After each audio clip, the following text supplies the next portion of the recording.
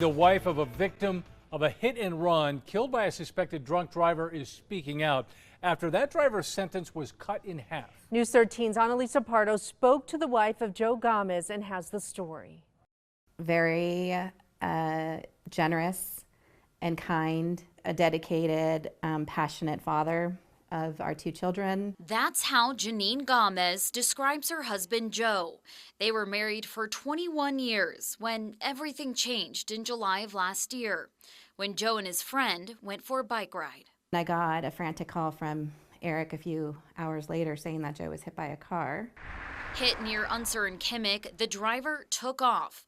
Joe was in the hospital for 11 days until doctors broke the news Joe's condition wouldn't improve. And I just sobbed and I laid on Joe and sobbed and I said, Joe, I am so sorry that this happened to you. We made a super hard but right decision to pull him off the ventilator.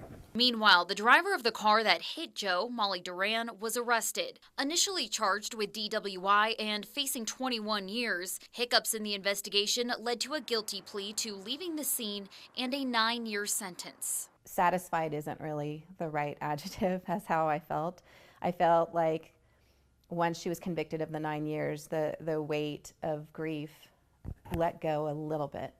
Not much, but a little bit. But that all changed a few days ago in this courthouse when Molly Duran had a hearing to get her sentence reduced. Judge Emeterio Rodolfo said he didn't forget the harm done to Joe or his family, but also saw remorse in Duran. When we had the initial hearing, I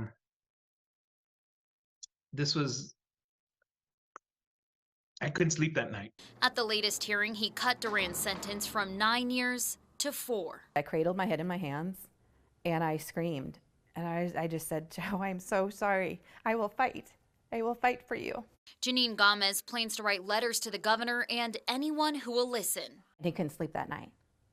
And so it just seems to me that the whole decision was made on his emotion, where I sit here and I haven't slept in 17 months. Her words for Duran. Sober up and contribute to society. Do something so that my husband's life wasn't lost in vain.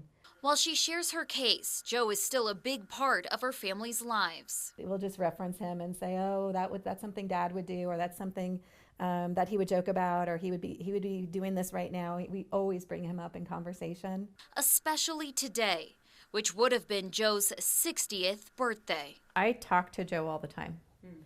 He was my best friend, for sure. Annalisa Pardo, KRQE, News 13. While Duran's guilty plea did not include DWI, her probation after the 4 years in prison includes an interlock on her car. Good evening. A deadly shooting at an off-campus house party near NMSU that the victim's family is blaming in part on the university. It's also sparking new concerns about athletic programs at the university. Here's News 13's Annalisa Pardo.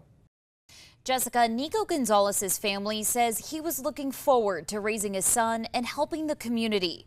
They're saying his death at a party house near NMSU could have been avoided, and now they're calling for change. They had a couple people pinned down on the ground, just beating on people. Neighbors describing the scene to Las Cruces police. And then I heard about, I would say, 8 to 10 shots. When a house party in July of 2021 ended in 23-year-old Nico Gonzalez shot to death. Gonzalez, who heard about the party on social media, arrived with some co-workers. When a fight broke out, police say he tried to run away when he was shot twice and died. His death now drawing scrutiny in light of who threw the party. The family has brought this lawsuit to prevent this from happening again and to ensure accountability. Molly McGraw is representing Gonzalez's family in a wrongful death lawsuit. She says Gonzalez's death could have been avoided. It's a cascade of failures here that resulted in Nico's death. The lawsuit names NMSU, the organization UDA that runs a soccer program at the university, and that program's head coach, Taylon Drake. According to the lawsuit, NMSU and UDA entered a joint venture in 2019. Under its agreement, all employees and agents of UDA are subject to NMSU policies and guidelines. Police say it was student athletes in that program who lived at that house, which was owned by their head soccer coach, Taylon Drake. The house had been an ongoing headache for the community. Hi, I'm calling to make a noise complaint. How would I do? On 1825 Chabato Street.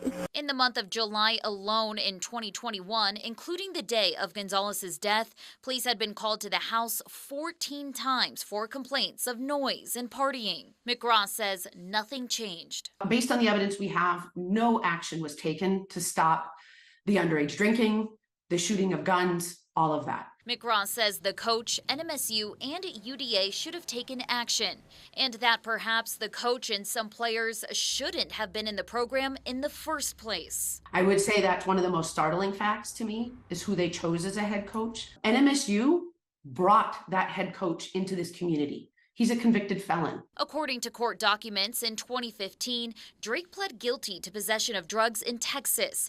Then, in 2019, he failed a drug test, testing positive for cocaine. He was hired as the head coach for the UDA program at NMSU less than a year later.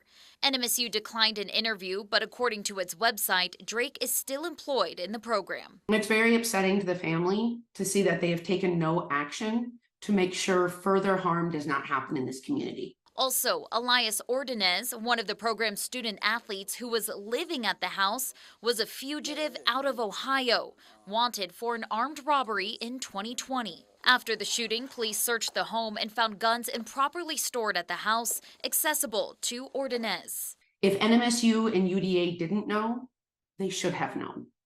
They have a responsibility to make sure they choose appropriate people to serve in these roles. This isn't the first time the university and its athletics have come under scrutiny.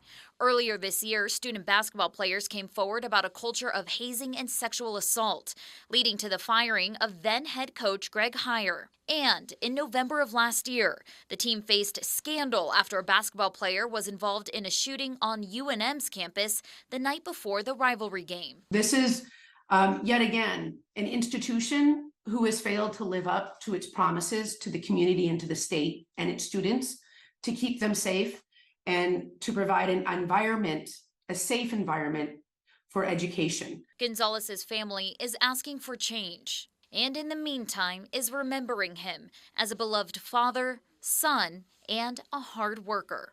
The mother said to me a statement that I wrote down. Nico would want us to expose this wrongdoing. Nico was about good, and I thought that spoke volumes. Annalisa Pardo, KRQE, News 13. NMSU says it does not comment on pending litigation and did not agree to an interview about its UDA program. 2 people were charged and one has since been convicted for the shooting that killed Gonzalez.